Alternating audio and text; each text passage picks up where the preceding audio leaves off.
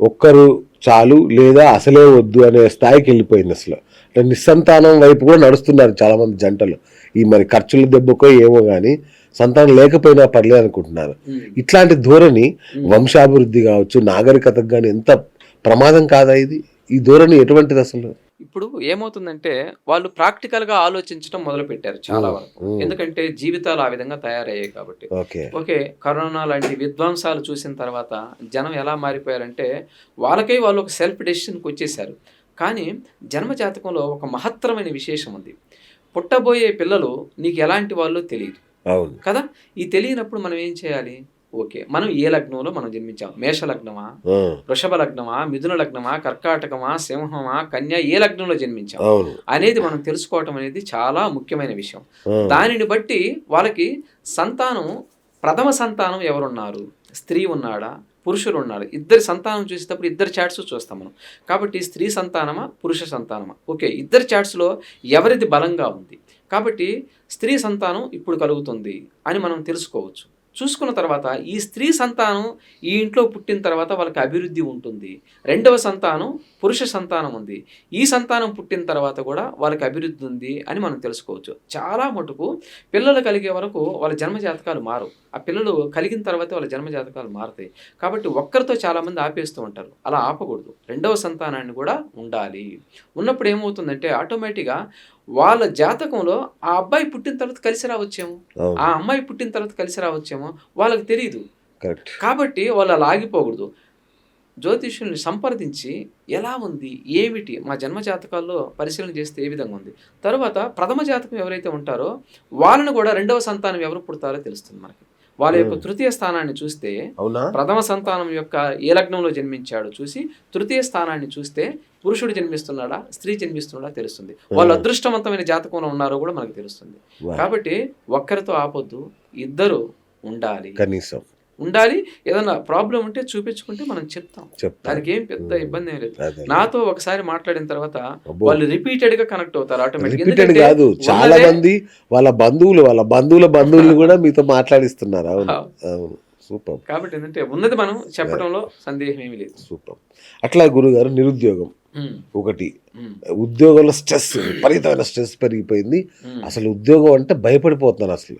So ఈ పరిస్థితులలో అసలు నిరుద్యోగ సమస్య అంటే తొందరగా వృత్తిలో మనం నిలదొక్కోవాలన్నా, సెటిల్ అవ్వాలన్నా ఏం చేయాలి అసలు? ఓకే, మంచి. ఇప్పుడున్న సమాజంలో చాలా పెద్ద సమస్యలో ఇదొకటి. ప్రతి ఒక్కరికి ఉద్యోగం కావాలి, ఎంతో కొంత.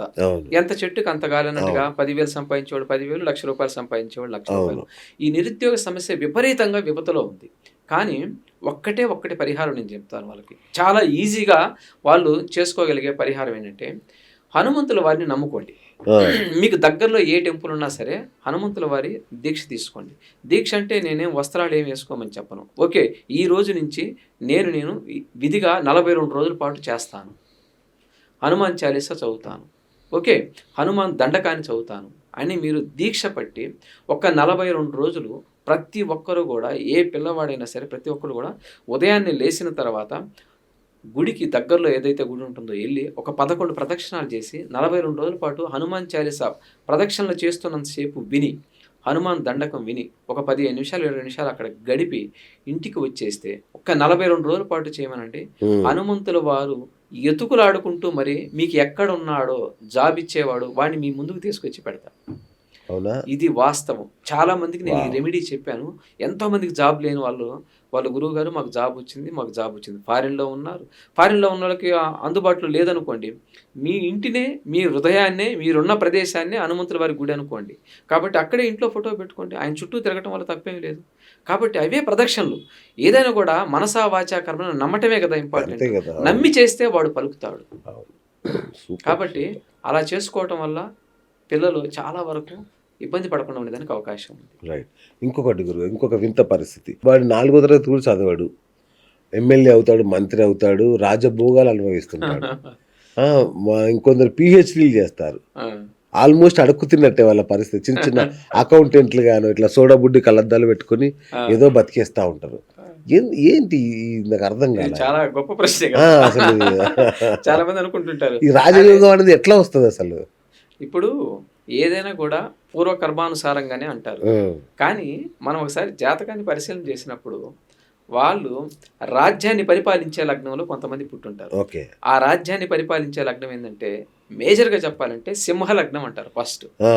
తరువాత వృశ్చిక లగ్నం కూడా తీసుకోవచ్చు, తరువాత మేష లగ్నం కూడా తీసుకోవచ్చు, తరువాత ధనుస్సు లగ్నాన్ని కూడా తీసుకోవచ్చు. ఇవి చాలా మటుకు ఏంటంటే రాజ్యాన్ని పరిపాలించే లక్షణం లగ్నాలు అనమాట. కాబట్టి సింహ లగ్నం లగ్నాల్లోనే ప్రథమ లగ్నం సింహ లగ్నం రాజ్యాన్ని పరిపాలించేది. తరువాత ద్వితీయం వృశ్చిక లగ్నం ఎందుకైందంటే వృశ్చిక లగ్నానికి అధిపతి కుజుడు. తరువాత పక్కనే ధనుస్సు లగ్నం కూడా ఉంది, గురువు యొక్క లగ్నం. ఓకే. తరువాత మీకు మేష లగ్నం ఉంది, అది కూడా కుజుడు యొక్క లగ్నమే. కాబట్టి ఈ లగ్నాల్లో ఎవరైతే జన్మిస్తారో ఆ లగ్నాలకు ఆల్రెడీ స్వతహాగా నాయకత్వ లక్షణాలు ఉంటున్నవి. ఎందుకంటే మనకు కొన్ని వాళ్ళకి కారకత్వాలు ఆపాదించను. కుజుడు అనగా సైన్యాధ్యక్షుడు, సర్వరక్షకారకుడు. కాబట్టి రక్షకుడు ఏమైనా ఏం చేస్తాడు, అందరిని రక్షించే పని చేస్తాడు. అంటే నాయకత్వం వచ్చేసినట్టే కదా ఆటోమేటిక్గా. అలా ఏంటంటే వాళ్ళు చదివినా చదవకపోయినా ఆల్రెడీ స్వతహాగా వాళ్ళ బాడీలోనే బై బర్త్ ఉంటుంది. తర్వాత ఇదే కాకుండా వాళ్ళ యొక్క దశమ స్థానాన్ని మనం చూడాలి, వృత్తి స్థానాన్ని చూడాలి. ఏ విధమైన వృత్తి చేస్తారు అనేది చూస్తే ఆ వృత్తి స్థానంలో బలమైన గ్రహాలు కనుక ఉంటే, ఒక రవి ఉన్నాడు వృత్తి స్థానంలో, బ్రహ్మాండంగా యోగిస్తాడు. గురు రవి గ్రహాలు ఇద్దరే ఉన్నవి. అప్పుడు ఏంటంటే రాజ్యాధికారం వస్తుంది, అది ఏదైనా సరే పదవి లభిస్తుంది. తర్వాత వాటితో కూడా చేరి రాహు కూడా ఉన్నాడు. కాబట్టి ఏంటంటే అద్భుతంగా రాజకీయంలో రాణించేదానికి అవకాశం ఉంటుంది. శని కూడా ఉన్నాడు, ఇంకా రాణించేదానికి అవకాశం ఉంటుంది. కాబట్టి వాళ్ళ యొక్క పుట్టిన స్థానాన్ని నుంచి దశమ స్థానాన్ని మనం చూసినప్పుడు వాళ్ళు ఏ చదువు చదవకపోయినా పర్వాలేదు, ఆ గ్రహాలు అటువంటి యోగాన్ని కల్పిస్తున్నాయి. ఎంత చదివినా కూడా, ఎంత విద్యలో ఉన్నా కూడా అతనికి దశమ స్థానంలో బలం లేనప్పుడు, ఈ లగ్నాల్లో వాళ్ళు జన్మించినప్పుడు అధికారాలు రావు. రైట్. ఇంకా ఇంకొకటి, మన దేశంలో ప్రపంచంలో ఎక్కడైనా ఐఏఎస్ ఐపీఎస్ అనేది ప్రతి ఒక్కరి కళ, కొన్ని లక్షల మంది కళ అది. సో ఈ ఐఏఎస్ ఐపీఎస్ కావాలి అంటే, అది చదవాలి అంటే ఎట్లాంటి యోగాలు ఉండాలి, ఏం చేయాలి అసలు? ఓకే. ఇప్పుడు చాలామంది ఈ ఐఏఎస్లు ఐపీఎస్లు రాయడానికి విపరీతంగా పోరాటం చేస్తూ ఉంటారు. చాలా వరకు పోటీ కూడా పడుతుంటారు. వాళ్ళల్లో విద్వత్తు ఉన్న వాళ్ళు కొంతమంది అయితే, విద్వత్తు లేని వాళ్ళు కొంతమంది అయితే కదా. అందరూ చదువుతోనే వచ్చారా అంటే కాదు, వాడికంటే వీడికి ఇంకా బాగా వచ్చు. ఇద్దరిని మనం బేరీజు వేసుకున్నప్పుడు చదువులో తెలివితేటల్లో ఒకతను తక్కువగానే ఉండొచ్చు, ఒకతను చాలా మేధావి అవ్వచ్చు. అప్పటికీ కూడా తెలివి తక్కువ అతనికే వస్తుంది, ఒక్క మార్కు తేడాతో. అక్కడ ఎక్కడో దిక్క అదృష్టం నిన్ను రక్ష వహిస్తుంది. జన్మజాతకాన్ని పరిశీలించినప్పుడు ఓకే, ఇతనికి పర్టికులర్గా ఐఏఎస్ కొడతాడు, ఇతను ఐపీఎస్ కొడతాడు అని నేను చాలామంది కొన్ని చార్ట్స్ చెప్పాను. ఎందుకంటే మేజర్గా కొన్ని గ్రహాలు లగ్నాలకు ఉచ్చ పొంది ఉండాలి. సపోజ్ ఇప్పుడు మీకు మేషలగ్నంలో ఒక అబ్బాయి జన్మించాడు, ఈ మేషలగ్నంలోనే రవి కూడా ఉచ్చ స్థితిని పొందాడు. ఓకే. గురువు కర్కాటకంలో ఉచ్చ పొందాడు. ఓకే. మకరంలో కుజుడు ఉచ్చ పొందాడు. ఇలా కొన్ని కొన్ని విశేషమైన స్థానాల్లో పంచమ స్థానము, భాగ్యస్థానము, దశమ స్థానము, లాభస్థానాలని ఉన్నాయి. ఆ లాభస్థానాల్లో విశేషంగా గ్రహాలు ఉచ్చ పొందినప్పుడు, శుభగ్రహాలు ఉచ్చ పొందినప్పుడు వీళ్ళు ఈజీగా ఐఏఎస్ ఐపీఎస్ చదివి కొట్టేదానికి అవకాశం ఉంది. కాబట్టి వాళ్ళ చార్ట్ చూసినప్పుడు మనకు అర్థమైపోతుంది, ఇతను ప్రయత్నించవచ్చా ప్రయత్నించకూడదా. క్లియర్లీ. ఎందుకు టైం వేస్ట్ చేసుకోవడం, నీకు తగ్గింది ఏదో నువ్వు చూసుకో. చాలా మంది ఒక అటెంప్ట్, 2 అటెంప్ట్, 3 అటెంప్ట్, 4-5 ఐటమ్స్ లో కూడా కొడతారు, ఒకరు ఒకే టైంలో కొట్టేస్తారు. కానీ అది మనకు చూసినప్పుడు అర్థమవుతుంది. కాబట్టి ఏంటంటే ఇలా విపరీతంగా కష్టపడేదానికన్నా షార్ట్ కట్లో తెలుసుకుంటే మంచిది నా ఉద్దేశం. కాబట్టి క్లియర్గా ఉంటుంది చాట్లు. ఓకే. సో మిమ్మల్ని సంప్రదిస్తే ఆ విషయం చెప్తాను. చెప్తాను. వండర్ఫుల్.